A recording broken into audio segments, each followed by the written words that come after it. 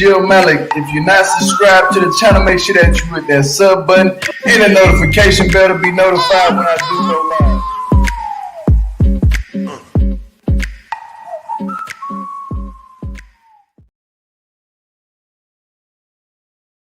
Let me move the disclaimer down.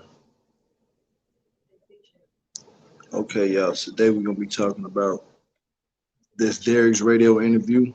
Put this picture up right here.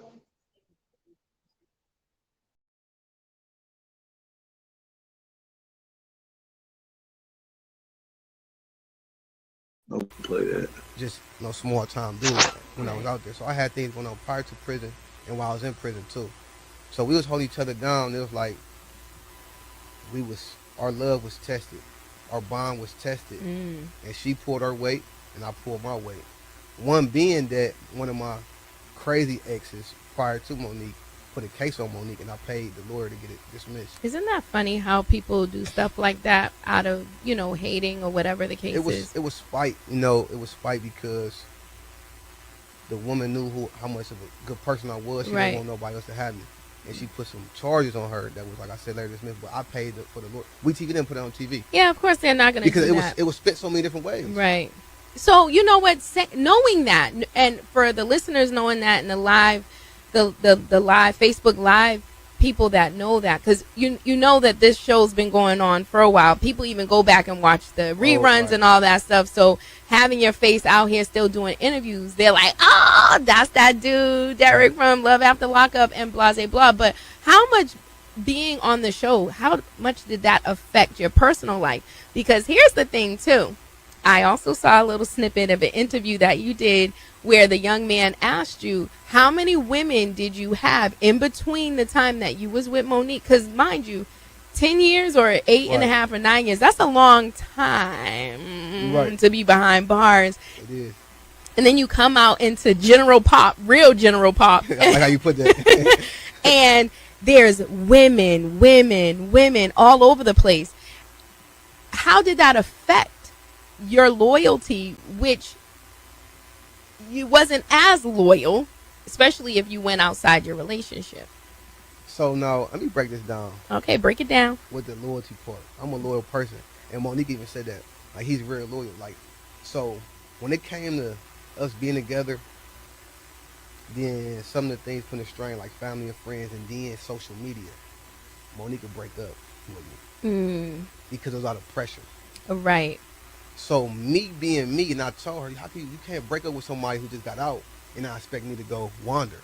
Yep. I was being real. And it was like, y'all women will expect somebody that's going to stay in the house, right? And I had this conversation with other women, like, because y'all deal with breakups different. Right. So you break up with me today, and it's a party tonight. That's what I'm going to go do. Right. I'm going to go party. You bet. And guess who? And guess what? The party. Some party goers, right? Who want to party with Derek? Right, that's true. So, but it's like, was I wrong for that? I mean, so here's the thing. I think I would expect that. So I would be more reluctant to break up because that you once you're not boyfriend and girlfriend anymore, it's like then you catch him out on the street. The first thing he says is, "Well, you broke up with me." But yeah, it's like I was just playing. You know my heart. I know I love you. Right. And then it's like, oh, we back together. I'm sorry. Right. So one of the Facebook Live viewers is saying, "Did you ever feel like the cameras revealed her true colors?" So I'm not sure what that means or what her true colors were. At times, because even like I had to watch some of it because Monique would like watch it a lot and critique it. It was a time when I was in Chicago, and the bottle girls was on me real heavy, and they had me go in the bathroom, and I actually thought like everybody like he had sex with the bottle girl. I really did not. Monique had even questioned the cameras, like, "Did you do that?" "I know you did." I'm like, "No, I didn't." But the way the cameras and the edits are scripted, right, it kept the viewers in. Yeah, it brought y'all in. Like we hit the shade room. Nobody before Derek and Monique hit the shade room multiple times. Right. Was on these blog starts from Love After Lockup or Life After Lockup. Nobody really knows y'all. I'm just being frank. Right. They know y'all because of Derek and Monique. Because it was like the shock factor. Is it for real? Is it PR? No, I knew Monique before TV. That's true. We was in right. it 2.5. That was Derek explaining what was all going on about. You know, people were saying that was a PR stunt. What they did with the bathroom situation, because Monique was saying that did you really have sex with the girl, and he was like, no, like hell no.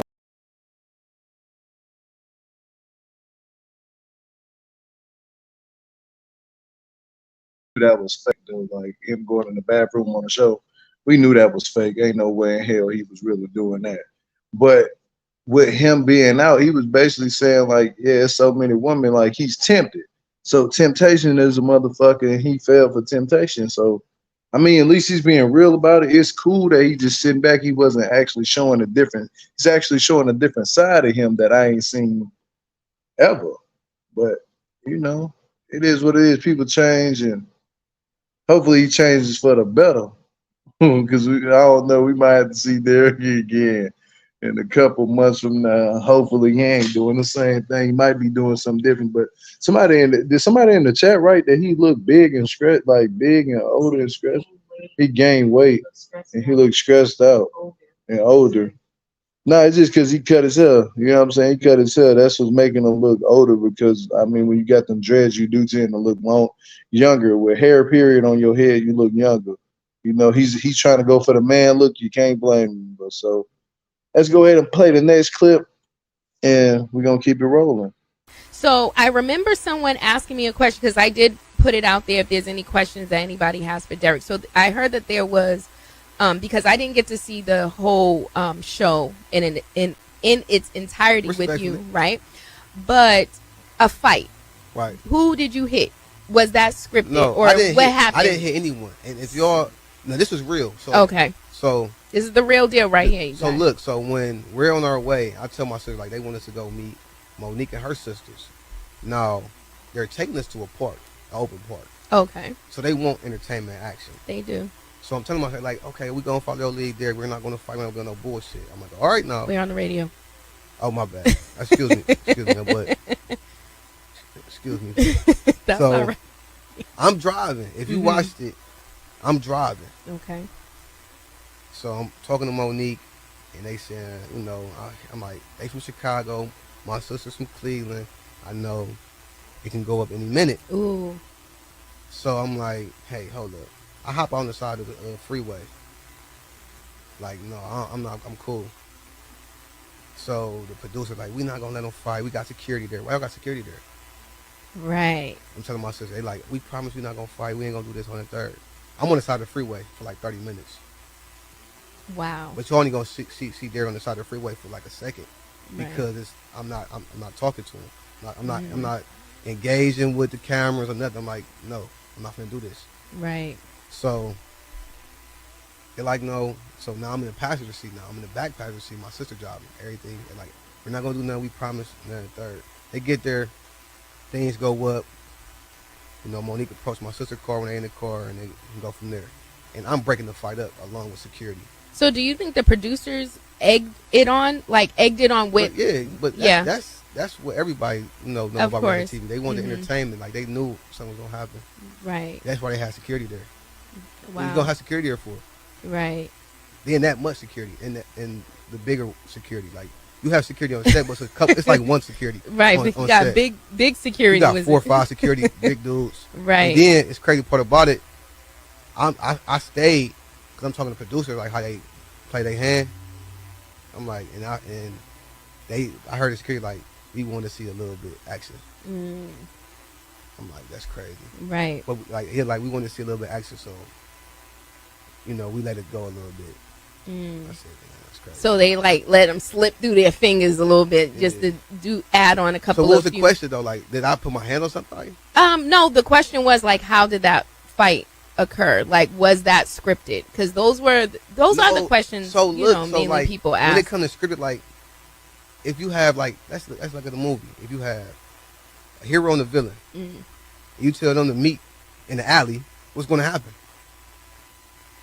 Right. They're going to clash. Yep.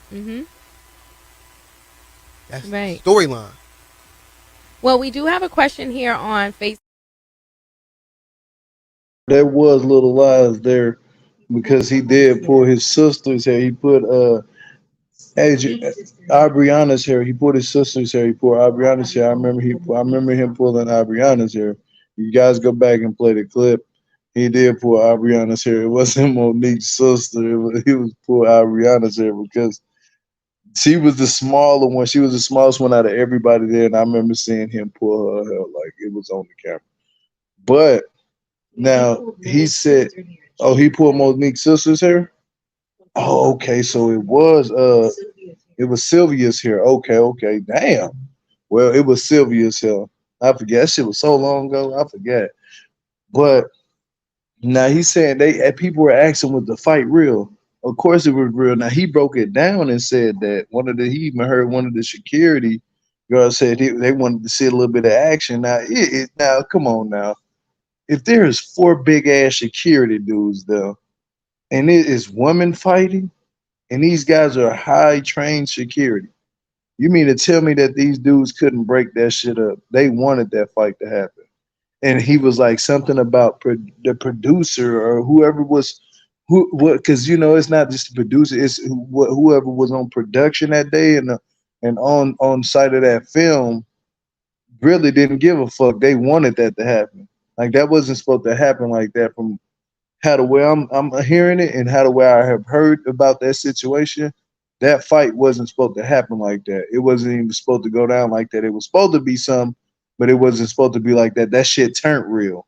Put it that way. That shit turned all the way real. But let's go ahead and play the next clip, and we're gonna keep it rolling. It is what it is. It's behind you now. You're out. You're doing your thing. But what would you say about these relationships that start up when the person, when someone, I'm not going to say men or women because it can happen on both ends, but mainly when a gentleman is locked up? Because you said something significant, and what a lot of people don't know, when you do date people that are incarcerated, a lot of times those people are not broke. Because one thing you just said I went federal. Right, but one thing you said was you and Monique held each other down. That's a fact. Now, with the money you made before you got locked up, I'm sure there was some people that held that money, put it to the side. Shout out to my Big Ma. Big Ma. Shout out to Big Ma. That's everybody's favorite grandma, by the way. Yeah. Shout out to Big Ma. People don't understand that most of these gentlemen or women that do time for drugs and drug trafficking, money laundering, and whatever, there's money put aside. Not to even cut you off. Not even like to big up me though, but y'all know can big you up. A CO was chasing me too, by the way, and she still got her job though. Like y'all ain't catch that either. Like I just was. Was that a little snippet on the show? Yeah, it was just a little snippet because they wanted to go into deep. I'm like, no, my people still. Well, was you hooking up with her? Yeah. I'm just saying like. So y'all got a little bit like probably like.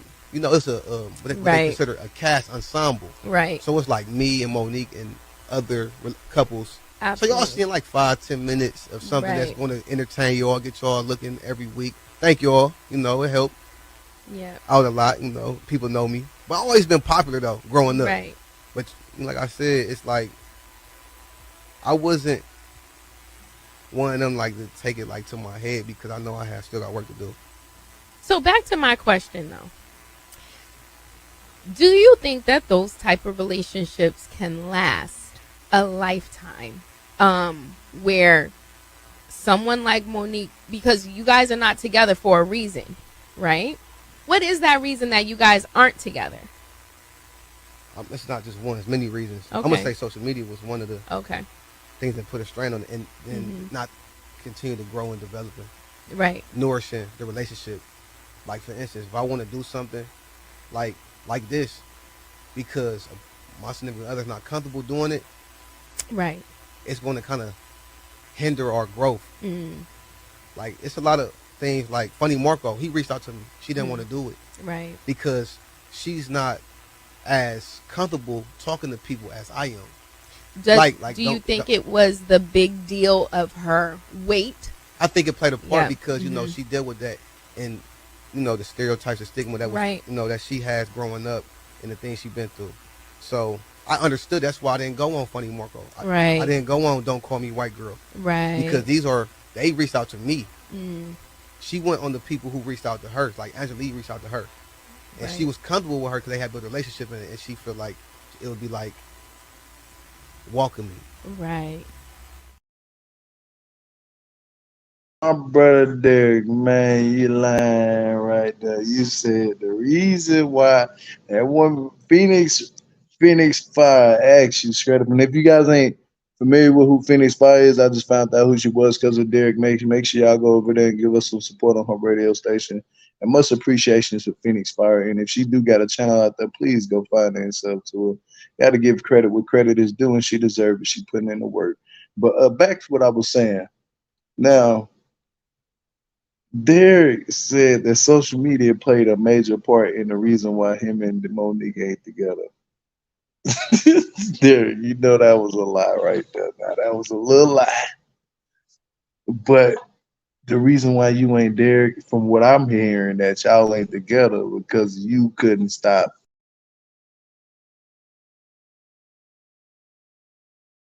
your phone, you was texting other women, you was doing all that. But Mo, you was going through that phone. You know what they say? Don't go looking for something that you don't go looking for something because you might find something that you don't like.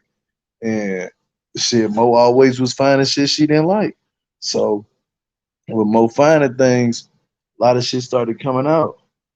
Uh, don't call me white girl, drag me and his sisters. Why would you go on her podcast?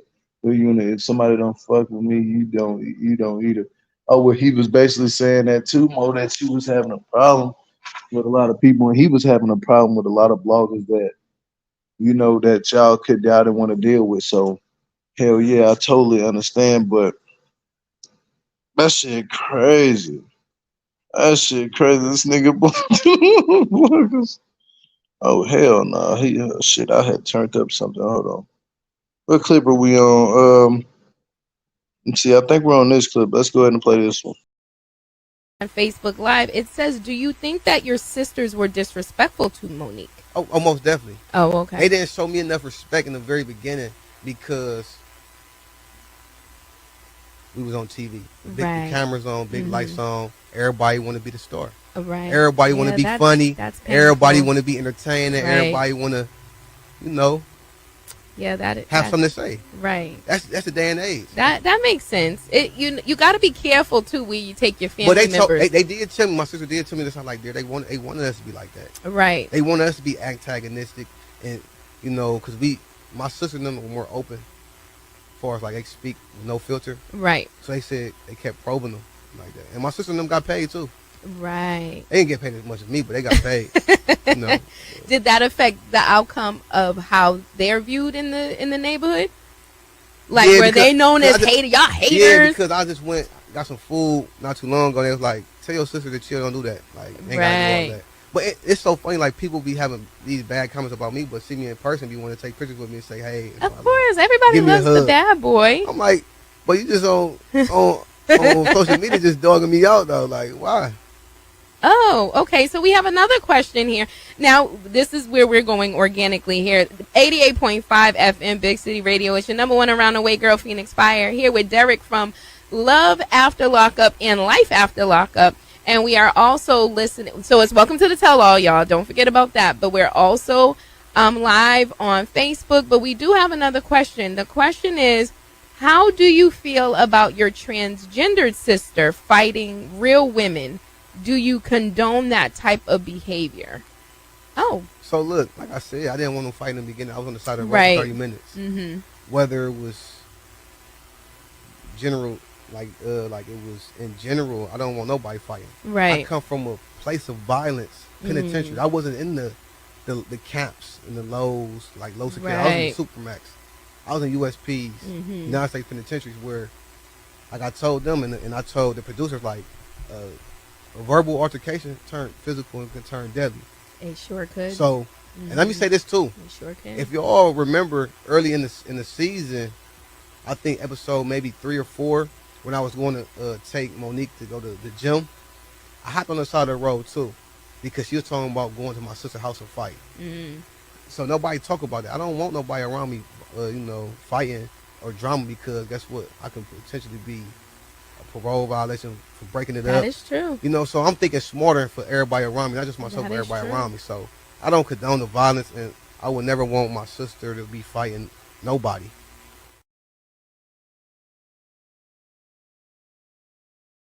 With that, that was smart. He said he don't want his sister to be fighting nobody.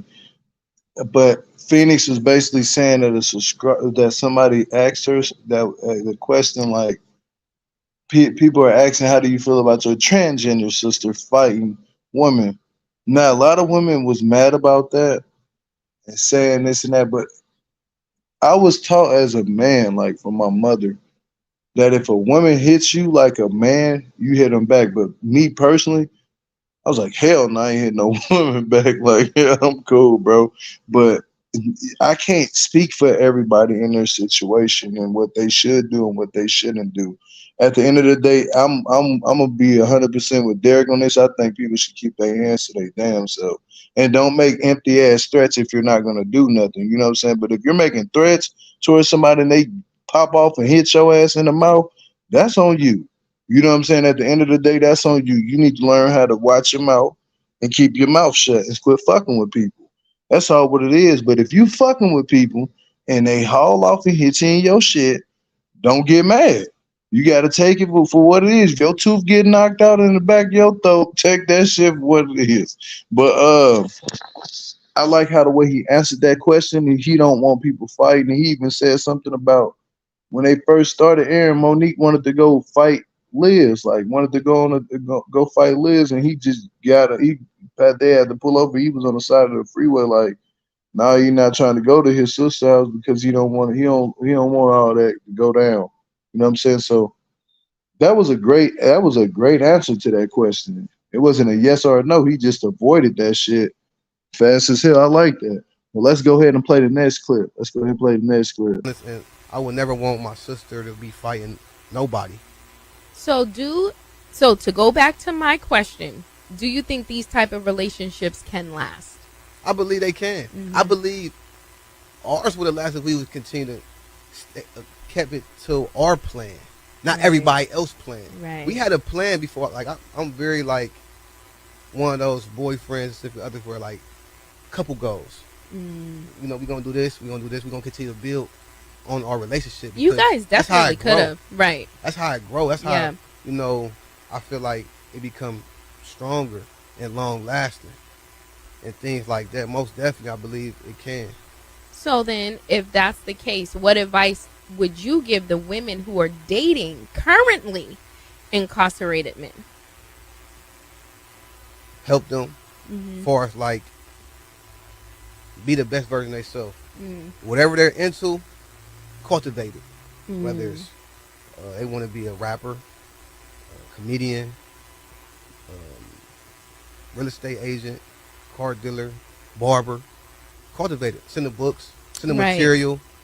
If they can do online school or type of classes, correspondent, get certified in there, do that, personal trainer, get stuff like that, and help them with financial literacy, help them build credit. That's a good These are the things that I had my lady friends and significant other do when I was in, so I could come home with a solid foundation. Financial literacy is big. It is having very good big. credit, right? You know, then having a little bit of money to go with that, get you a place to stay, you know, a car, things like that. But just cultivate whatever they're into. Right. Well, that's good to know. So you and Monique eventually broke up. Right. Are you guys still friends? Do you guys still talk? No, it's like it's very toxic right now. Like even the friendship is not even there. It's sad because I tell people like the things she said about me wasn't true, and it's like, how can you say that about somebody you said you love? Well, those are those questions that you ask, that if you hurt somebody with your words and your actions after you've said that you love them, did they really love you? That's what I'm saying. Like, it's certain things I won't even say. If it's truthful, I can take the truth. Right. But not a lie or a slander. Like, it's just like, it's something I just want to do. I want to bring myself to do. Interesting. Okay. So where are you at right now with your life? Like, what's going on with Derek? What can our listeners, look forward to with you besides tonight? I'm in a new happy relationship. Okay, good. She's a best-selling author, movie producer, Nice. film director, things like that. So I'm working on the book based on the story that we have. You and her. In a movie. You and your current. It's like my woman. life, from getting out from prison and stuff like that. So we work on the book and the movie. We actually casted the crew to film, and so we working on that. And I'm just enjoying life. Happy to be out. I'm staying out, doing all the right things, and I'm in the community as well. That's good. I was asked to speak and be an advocate for building Freedom, Ohio. That's like bringing awareness to some of the things that those who. Now look here. Oh man, look. I know we told Derek and Angel congratulations on their marriage. But at the end of the day, I haven't seen, he didn't say nothing about them being married right there. Only 33 likes, 132. Them likes will go up later. Don't worry about them. Y'all in here, y'all ain't hit the like button. Make sure y'all go hit that like button right now for me. I please and appreciate you. But the opportunity still using the Monique.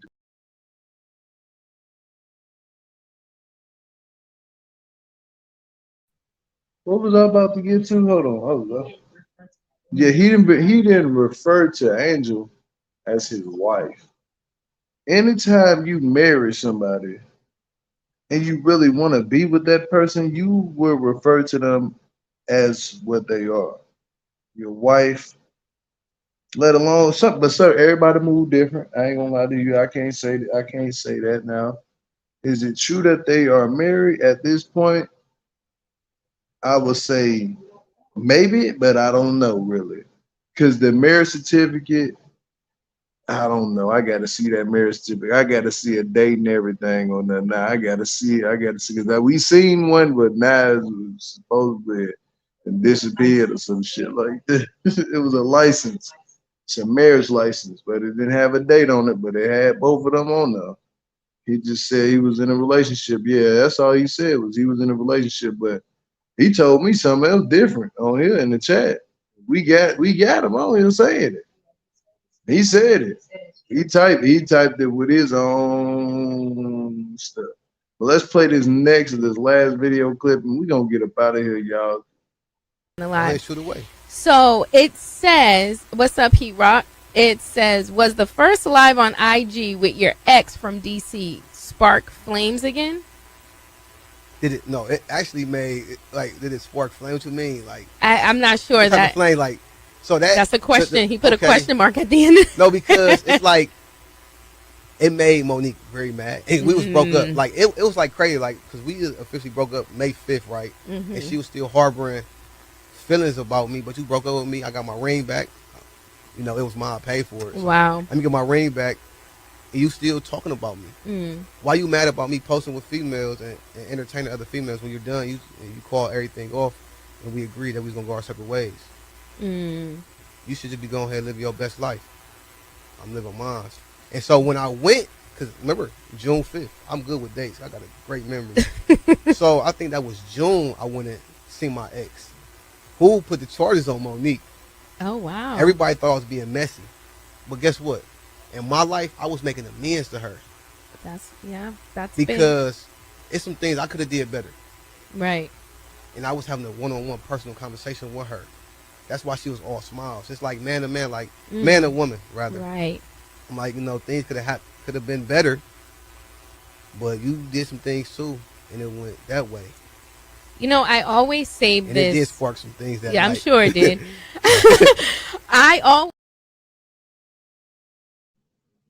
Yeah, so in that interview too, he also came out and said that in the interview, you didn't hear that part in the interview? Yeah, he came out and said that he messed around supposedly with Nisha or whatever.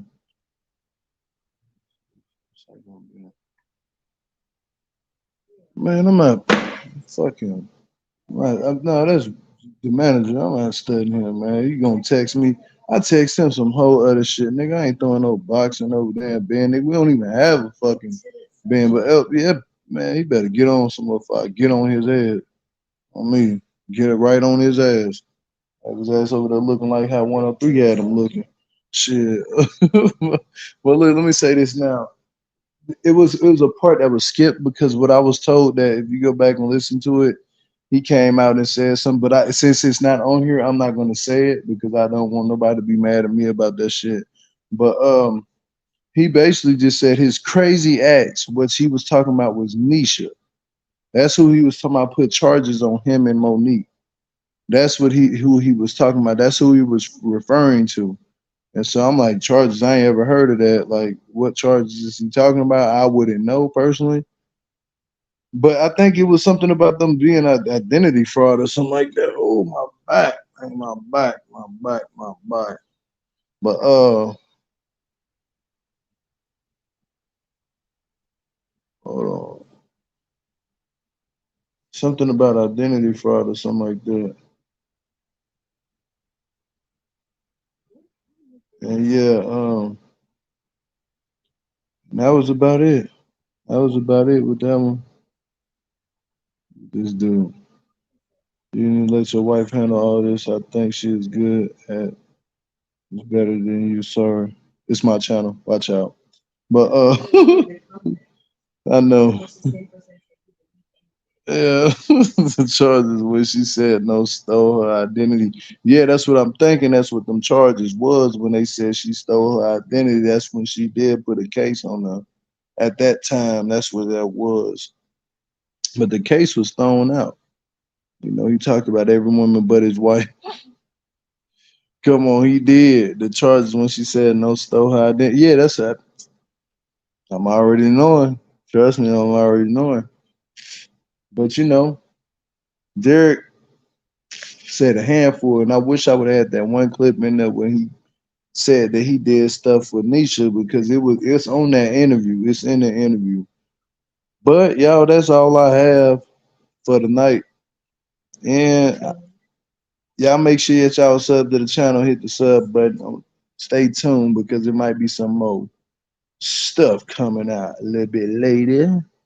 But if you're new to the channel, please hit that sub button. If you want to donate, you know how you can do that. If you want to help out with the channel in a way, you know how you can do that. If you want to hit me up on Cash App, that's GeoBlack74.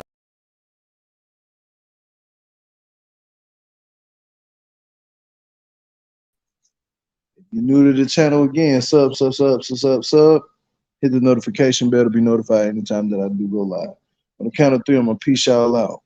1, 2, 3. Peace and love, y'all. Peace and love.